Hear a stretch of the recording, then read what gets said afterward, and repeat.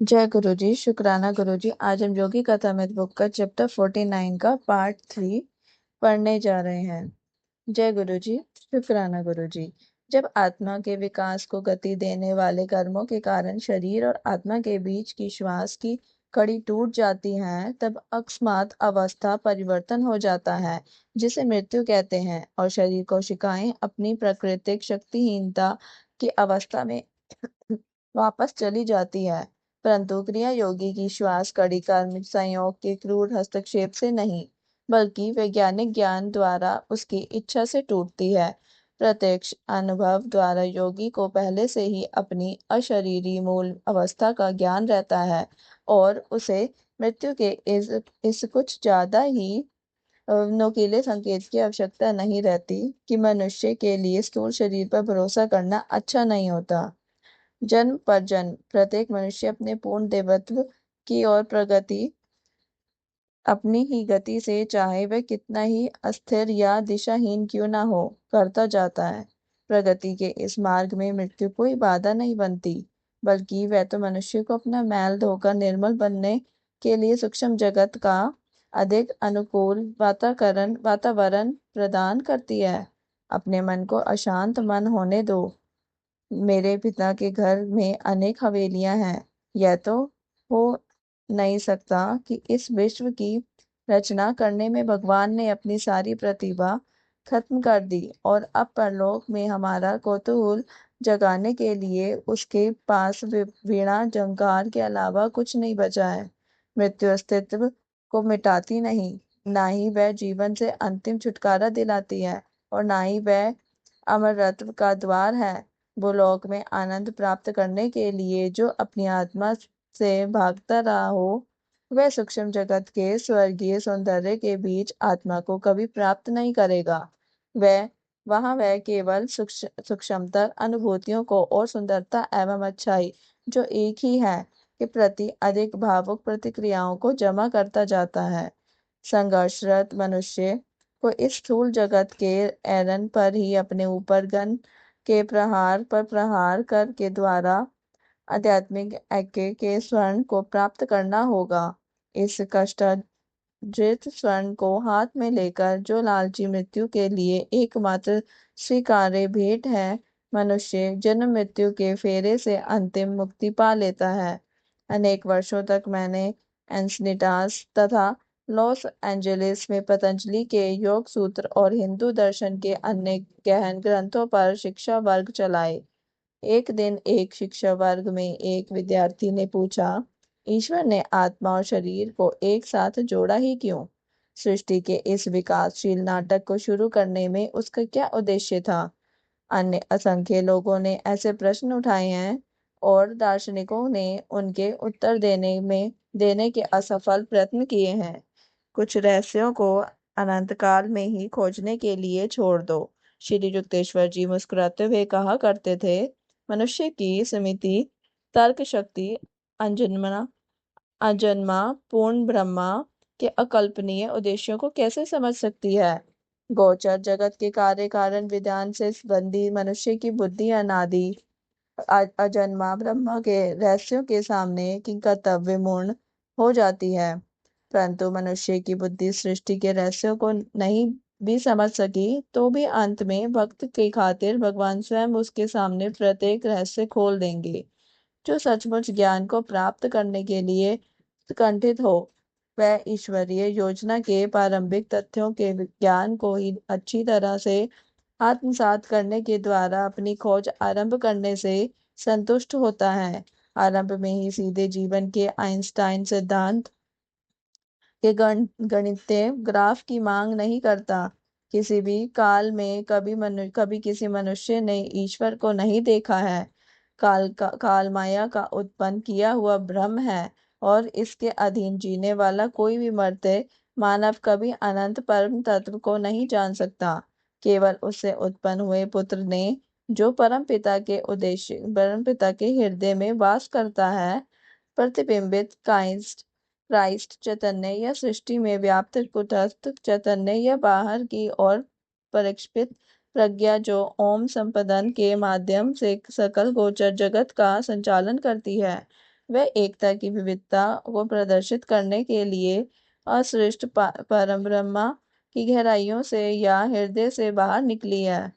परमात्मा के अस्तित्व की घोषणा आकार धारण किया है या उसे प्रकट किया है की है।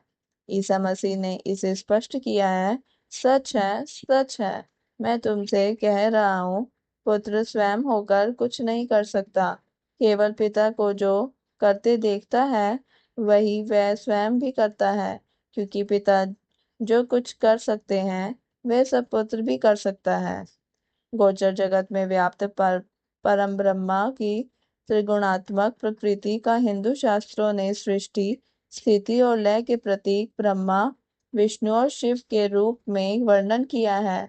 इन तीनों के त्रिविध कार्य समस्त संपदानात्मक सृष्टि में निरंतर चलते रहते हैं।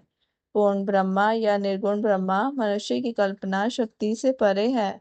अतः धार्मिक प्रवृत्ति के हिंदू इस त्रिमूर्ति के पवित्र रूपों में उसकी पूजा करते हैं। परंतु सृष्टि में व्याप्त सृष्टि, स्थिति, लय स्वरूप ही ईश्वर का परमोच्च स्वरूप नहीं है। यहाँ तक कि उसका यह सारभूत स्वरूप भी नहीं है, क्योंकि सृष्टि केवल उसकी लीला है, एक खेल है।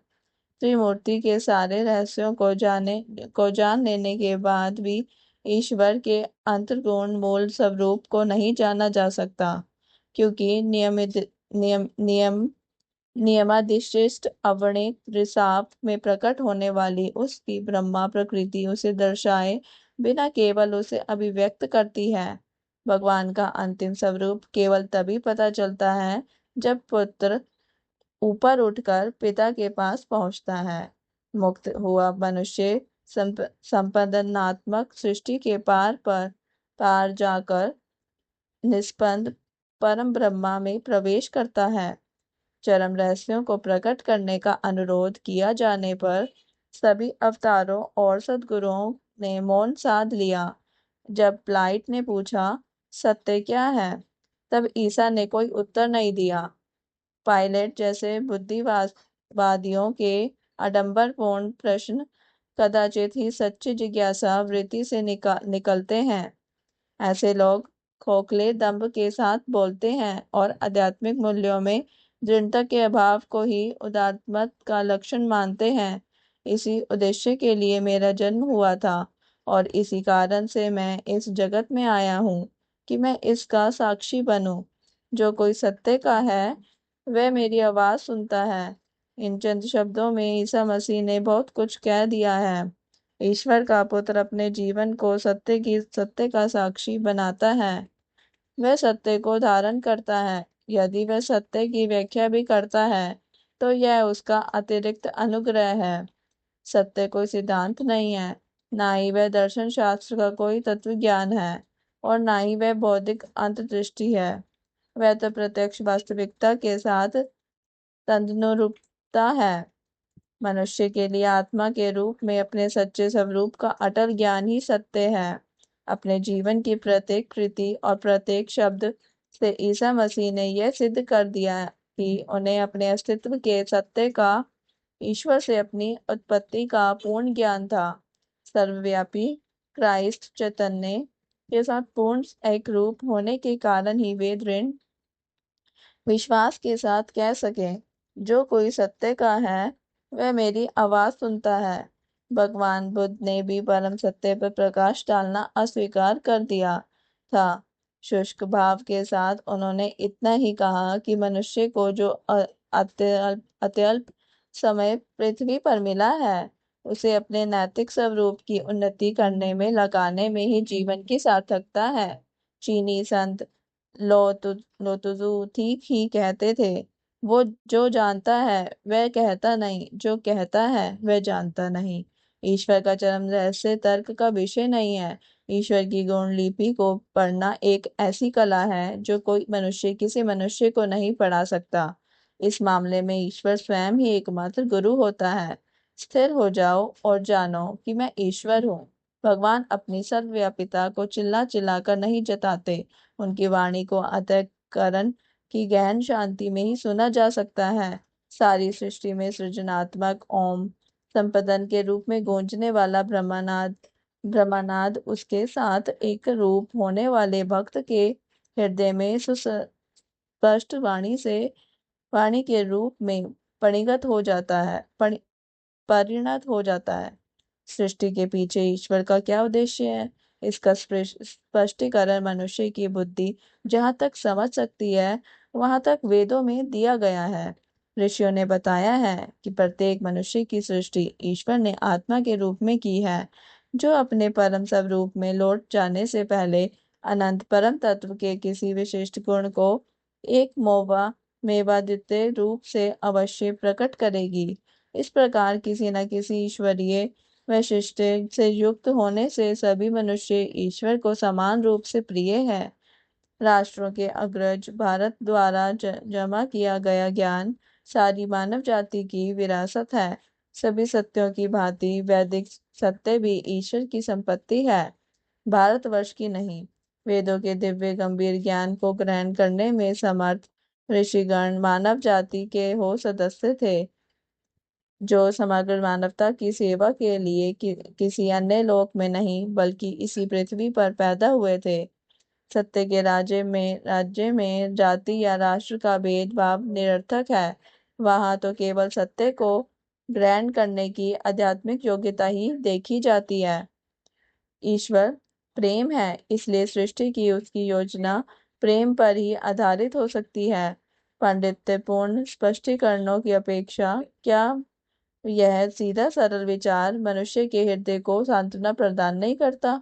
सत्य के मर्म तक पहुंचने वाले प्रत्येक संत ने यही कहा है कि ईश्वर ने सृष्टि की पूरी योजना बनाई है और वह योजना अत्यंत सुंदर है और आनंद से भरपूर है। ईश्वर ने पैगंबर यशायाह को अपना उद्देश्य इन शब्दों में बताया है।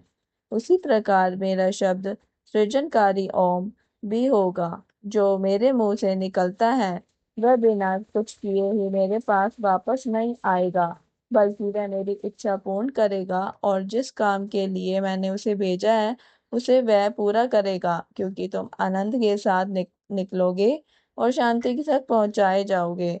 तुम्हारे आगे पहाड़ और पहाड़ियां आनंद के मारे खुशी के गीत गाएंगी और मैदान के सब वृक्ष ताल पकड़कर तालियां बजाएंगे। यशायाह बाइबिल। तुम आनंद के साथ निकलोगे और शांति के साथ पहुंचाए जाओगे। चारों ओर से दबाव में जी रहे 20वीं सदी के लोग इस अद्भुत वचन को आशा आकांक्षा के साथ सुन रहे हैं।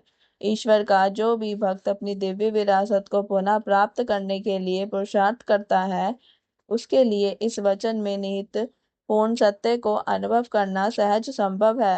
पूर्व और पश्चिम में क्रिया योग का उदात्त कार्य अभी तो केवल शुरू ही हुआ है। ईश्वर करे कि सब लोगों को यह ज्ञात हो जाए कि सारे मानवीय दुखों को मिटा देने के लिए आत्मज्ञान की निश्चित वैज्ञानिक प्रविधि अस्तित्व में है। पृथ्वी पर तेजस्वी रत्नों की भांति चतुर्दिक बिखरे क्रिया योगियों को प्रेम की तरंगे भेजते हुए मैं कृतज्ञ भाव से प्राय सोचता हूँ, भगवान आपने इस सन्यासी को इतना बड़ा परिवार दिया है। जय गुरु जी, शुक्राना गुरु जी। इसी के साथ ये चैप्टर समाप्त होता है और साथ ही ये बुक भी समाप्त होती है। अब हम कल अगली बुक पढ़ेंगे, जानेंगे कि अगली बुक में क्या है क्या नहीं। जय गुरु जी, शुक्राना गुरु जी। ये वाली बुक आपको और ये चैप्टर कैसा लगा कमेंट करके जरूर बताएं और साथ ही चैनल को सब्सक्राइब करना ना भूलें। साथ ही वीडियो को लाइक और शेयर कमेंट भी जरूर करें। जय गुरु जी, शुक्राना गुरु जी। ओम नमः शिवाय। शिव जी सदा सहाय। ओम नमः शिवाय। गुरु जी सदा सहाय।